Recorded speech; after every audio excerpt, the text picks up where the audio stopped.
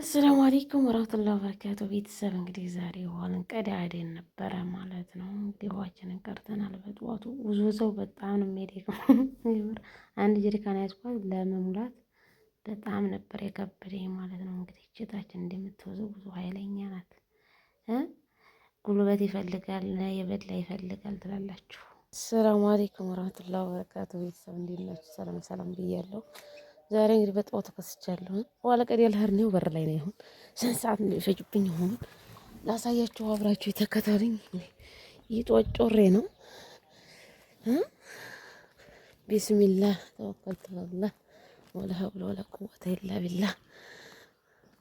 ተነቀ እንግዲህ ቧንቧ ውሃ ጠብሮብናል ማለት ነው። በፊት ነበረ ዲህና ያለፈልን መከላከያው ሲለቅ ውሃ ተቸገርን ትላላችሁ። በነገራችን ላይ የከተማው ሰው በጣም የተቸገረው እነሱ ከሰዓት ነው የተቃዱት ወደ ከተማው ያሉት ማለት ነው። እኛ ገጠሮች ደግሞ እንዲያው ወጣ ያልነው ከጧት ነው እንቀዳው ማለት ነው። እና እንግዲህ በግዙ አጋጣሚ ቤታችሁንም ላሳያችሁ። በጣም ምስኪን ነው እንግዲህ ያያችሁት። ምርጊቱ ራሱ ተቀርፍቷል። ስንት ቤት አለ መሰላችሁ? ይሄ ሃይስኩል አጥር ነው። ወላልቋለው በኋላ ደግሞ ሃይስኩልን ማስጎበኛችሁ ይሆናል። ሰብስክራይብ አድርጉኝ ቶቼ፣ ላይክ አድርጉኝ። ሰፈራችን ይሄን ይመስላል። ነገራችን ምርጥ አካባቢ ነው። የራስን ካላደነቁት ማንም ሊያደንቅላችሁ ስለማይችል ማለት ነው። እና ሲሚንቶ ስንት ነው ብላኛለች አንድ እህቴ። 90,000። አሸዋም እንደዛው ነው። እንጨትም አስወርደዋል። ካላችሁ ደግሞ አሳያችኋለሁ። እንግዲህ ጀሚላ አይኑ ቤትሽ ታወቅሽ ይሄ ታይሻን የግቢ የታጠረው ማለት ነው። መዋጫሽ ወደዛ ነው መሰለኝ። የአንዷ ዘመዴ ቤት ይሄ ነው የምታዩት። ይሄ ላይኛው ቆርቆሮ ማለት ነው።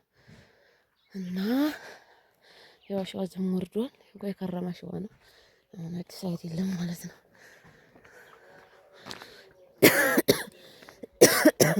እንግዲህ ሃይስኩሉ ይሄ ነው ትምህርት ቤቱ ማለት ነው። ሙሉ ልቅ ላይ ሲስጠን ነው። ቤት አይመስልም ራሱ። እና ቤት ተሰራችሁ አይቀር እህቶች የምላችሁ አከራዩት። ምክንያቱም ቤቱ ተሰርቶ ከተቀመጠ ይወርቃል። እኔ ትናንትና አንድ ቤት አይቼ በጣም ነው ያዘንኩት። ወላሂ ግርፉ ማለት ነው ብልቅጥቅጥ ነው ያለው። ሰው ከሌለው ቤት ይዘማል።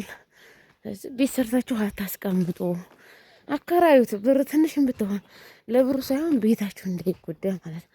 የሚታወሰው ሊያጠቁርባቸው። አንዳንድ ሰው ደግሞ አለ ለሌላው የማይሰራ። እኔ አሁን ምጣድ ያስቀምጠውበት ጠቁሯል። ጅምሰም ሲደረግ ራሱ ጠቁር ነው ማለት ነው። እና ይሄን እየተቆጣጠሩ ቤተሰቦቻቸው ያከራዩላቸው።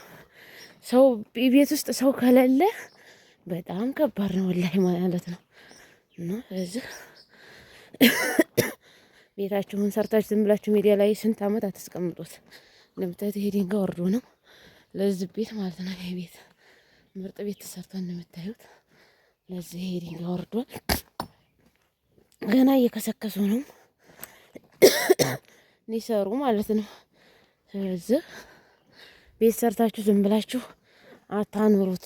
ምክንያቱም ይዘማል። አንደኛ ደግሞ ውስጥ ከሌለው ምናምን ይፈጥራል ማለት ነው። ስለዚህ ምን ጥቅም አገኛችሁ? ጥቅም የለውም። ስለዚህ ሰርታችሁ ብሩ ብዙ ሳይሆን ለብሩ ብዛት አይደለም። የኔ በስንት እንደተከራየ ልንገራችሁ። በ150 ብር ነው የተከራየ። 150 ብር እኛ ሀገር ላይ ምንም አይገዛም።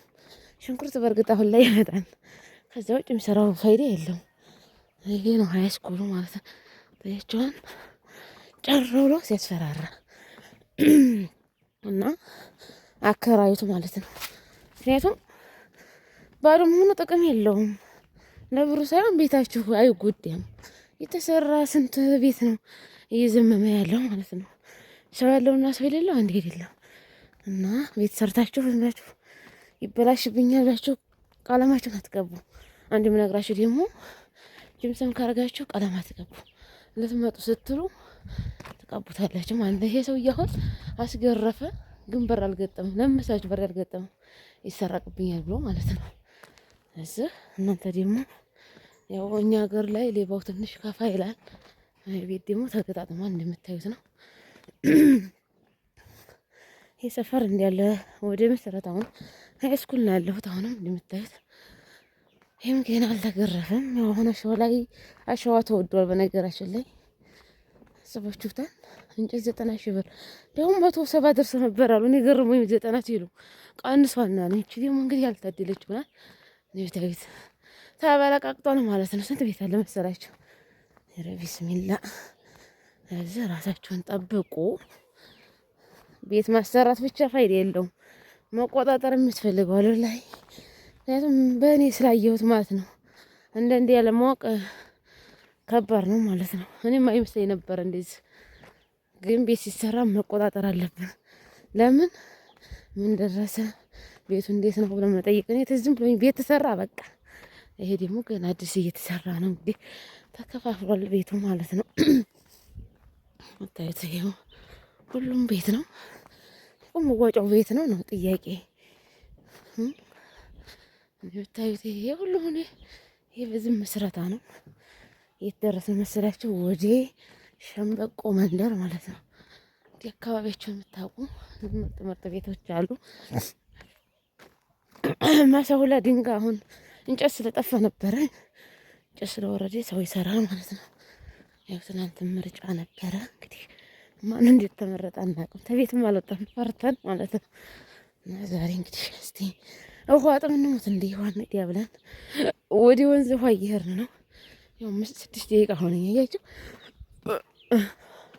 ሀይ ኧረ ፈጣን ወረፋ አለው። ኧረ እኔ በቃ አንዱን በመጣልኝ ብልጥ እኔ ብታዩት ይሄ ተሸነቋቁሯል። የዛ የእንትኑ ጊዜ አያችሁት?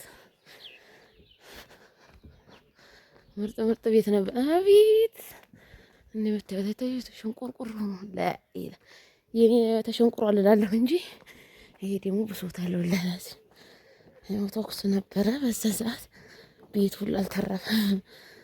የማዳም ቅመም ቤት ማለት ነው። አስባችሁታል? እና እንደምታዩት ነው። ወንዝ ልደርስ ነው። ያው በዚህም ላሳያችሁ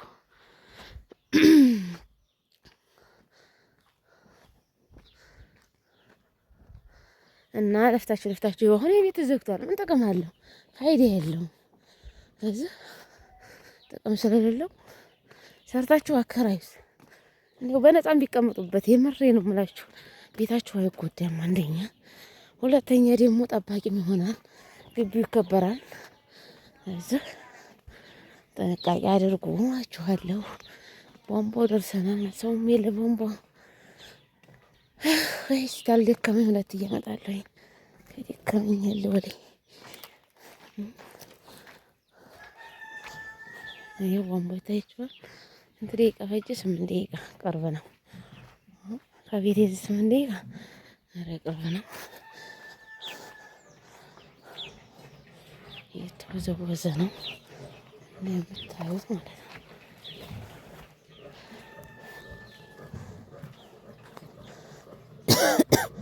ሰውም የለም ደግሞ ዛሬ መሻል ነው።